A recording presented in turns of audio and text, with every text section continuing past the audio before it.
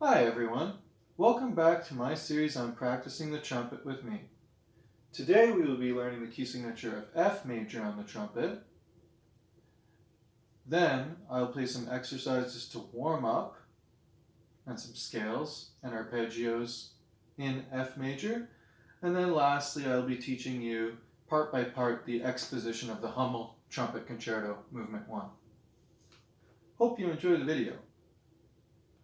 Alright, so to get started, for a warm-up, one thing that I find really useful is sometimes mouthpiece buzzing, and it's a nice way to just relax your lips into the day. So find a pitch, let's maybe pick F major, and just try to buzz that pitch.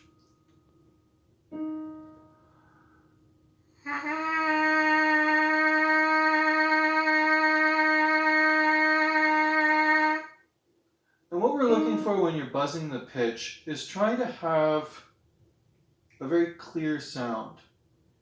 What we don't want to hear is an airy sound coming out of the mouthpiece. We want there to be all that air that's coming out of your body to be converted into sound, buzz. And that's what's going to make you have such a beautiful sound. If you can convert all that airiness into tone, you'll get a really good sound for the Hummel Trumpet Concerto. All right. Once you've sort of got the handle of the buzzing, you can take that buzzing and you can go up and down and do glissandos, right? So if I start on that pitch, I can go down and then come back up. Listen to this.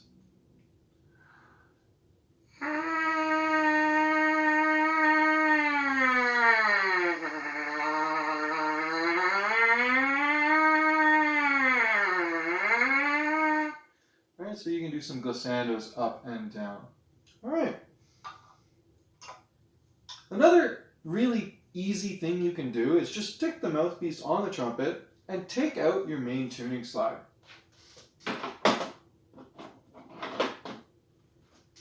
This is what we do for lead pipe buzzing. And you can do the same sort of things on the lead pipe. Now the lead pipe, you can only play certain frequencies, so it might be a little bit out of tune compared to what we were just doing, but it's also a really nice way to get a feel for what the mouthpiece buzzes like inside the trumpet. So let's try buzzing that same note. It's a little bit hard to get, but see if you can get it.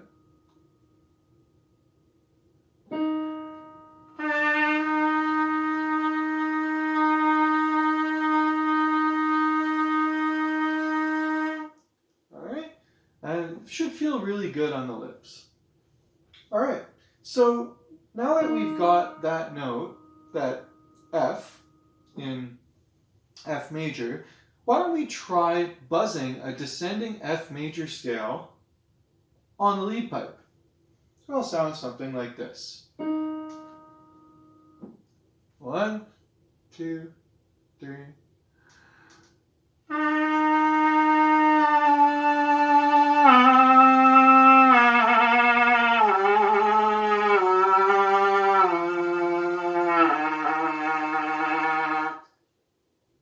Alright, and there you have a really nice descending major scale on the lead pipe.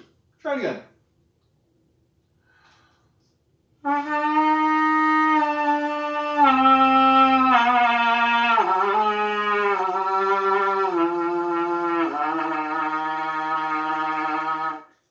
And you can even use the fingerings that you already know, that I've taught you in previous videos, to just fake those fingerings on the instrument while it's buzzing on the lead pipe. It doesn't actually do anything to do the fingerings, but it sort of helps, okay? Just get your mind into what pitch you're playing. All right, one of the notes you're going to need there is the new note that I haven't taught you is a low G on the trumpet. That low G is going to be 1 and 3, and you will need that when you learn the piece. So, I'm going to stick my tuning slide back in, and I'll show you a low G.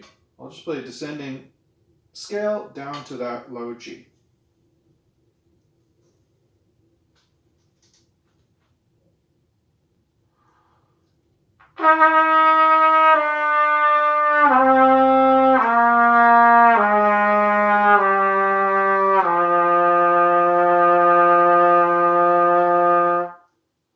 and that's what low G should sound like. All right? So you can just get to that really easily by doing a descending scale the same way you were doing on the lead pipe. All right. Let's practice some ascending scales because we're going to need some higher notes as well for the piece. So we're going to do an ascending scale. After you do the ascending scale, repeat the top note, come back down. Then what I want you to do is play a major arpeggio, just F, A, C, F, C, A, F, and then do the scale again, but this time in thirds, okay? Where we're skipping notes, all right? That'll just get you a real handle and a good feel for F major.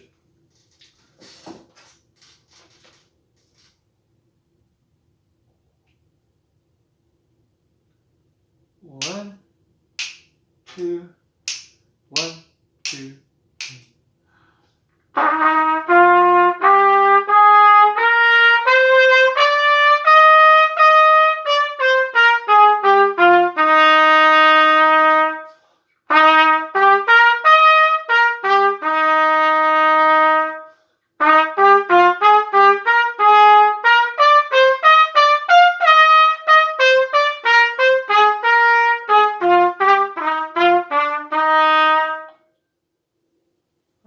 So maybe the first time through the fingerings aren't quite there yet.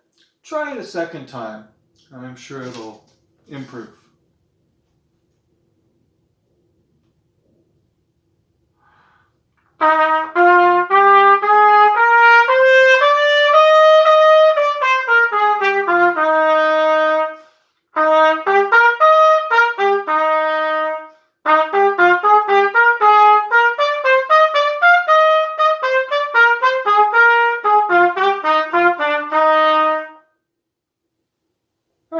So, get that in your fingers, maybe at a comfortable tempo, maybe quarter note equals 120, because that's probably about the tempo we're going to play the Hummel Trumpet Concerto. Okay, we're warmed up in F major. Let's take a look at the first line of our Trumpet Concerto.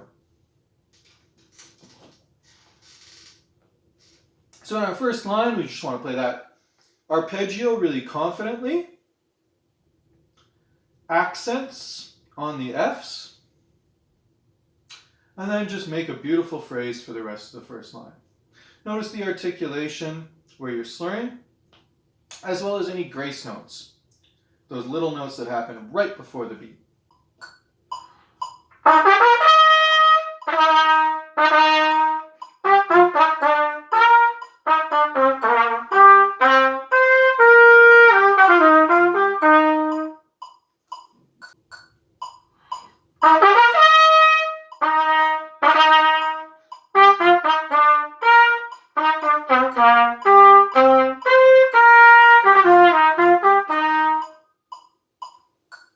Alright, once you have that first line, take a breather and then move on to line 2.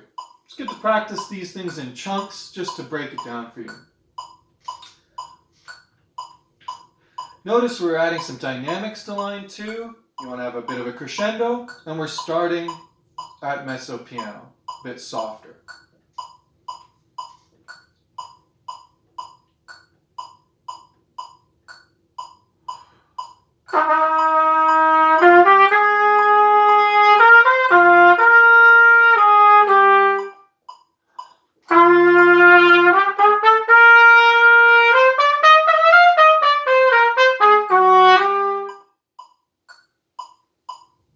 And there's line 2.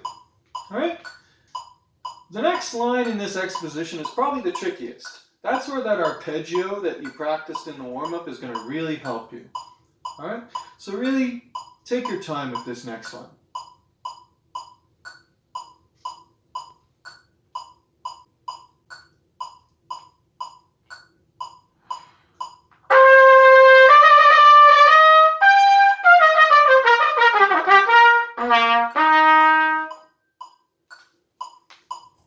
Alright? You may have to slow down line 3 and repeat it a couple times.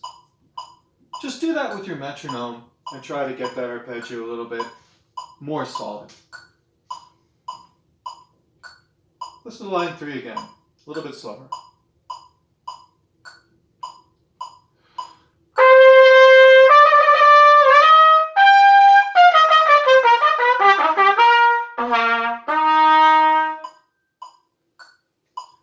And we can gradually speed it up again.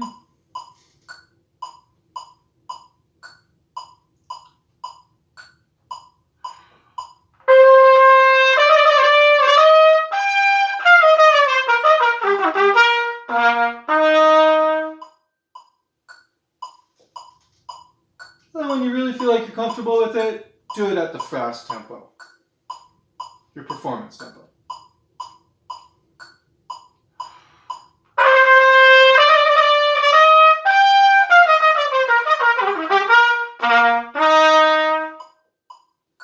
Okay. That's probably your trickiest line of the piece, so spend some time on that one. All right, let's go to line 4.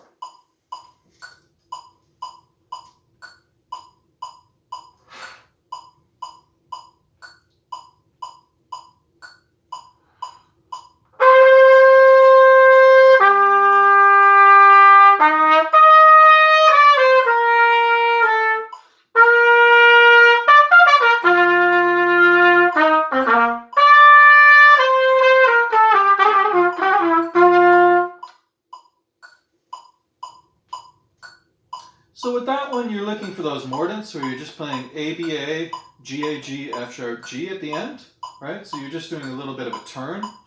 As well as notice the mezzo piano dynamic. So you can take it a little bit easier here. Listen to line 4 again.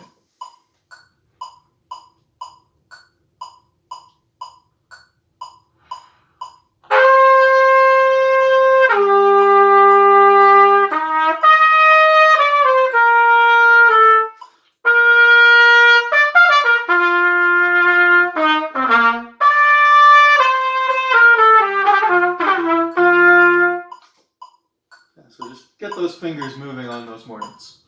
All right, and now we're going to try line 5 together.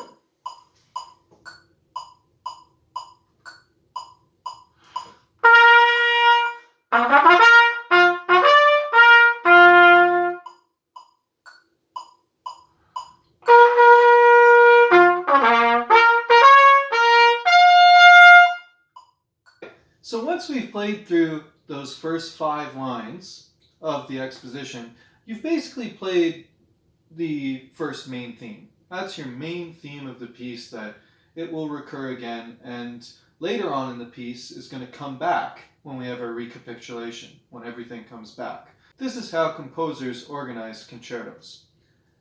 Alright, so now that we've played that main theme, let's play maybe a little bit of the secondary theme. Alright, starting at line 6.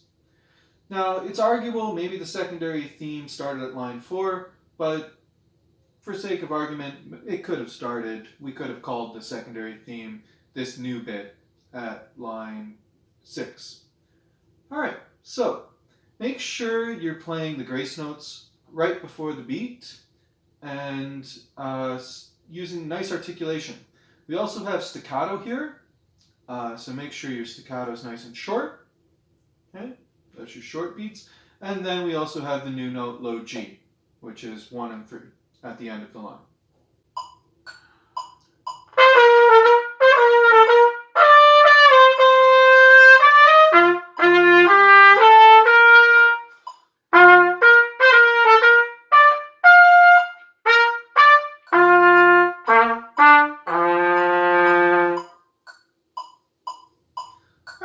So now you've got the 6th line. Let's now play that 7th line.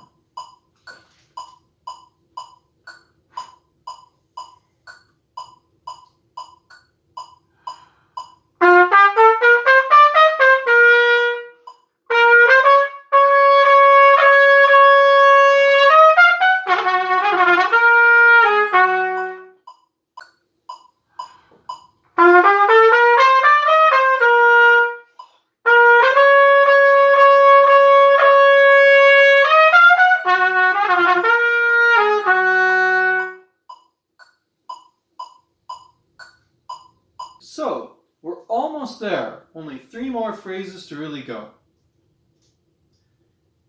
Keep following along as best you can. Pause and repeat the video and go back and repeat these lines separately as many times as you need to. Here is line 8.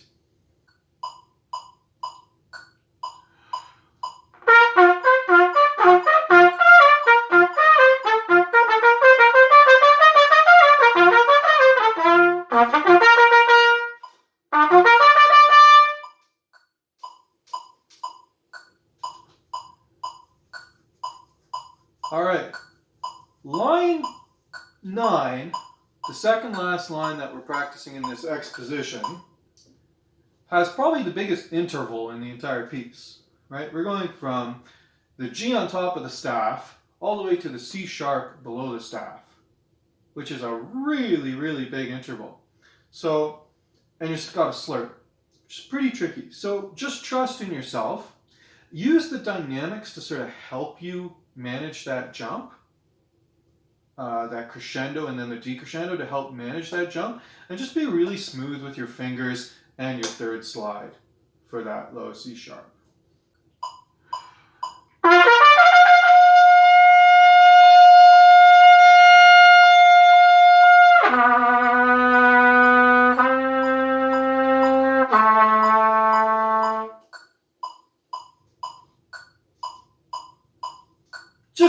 You just really have to trust yourself with that leap.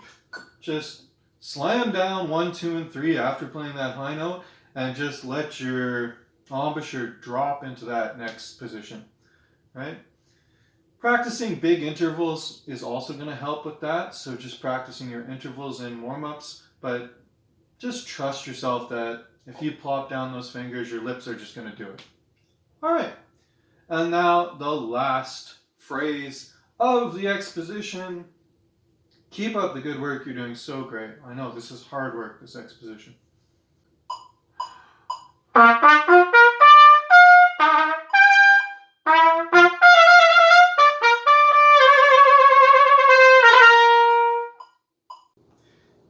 Thank you. If you enjoyed this video, please hit the like button and subscribe.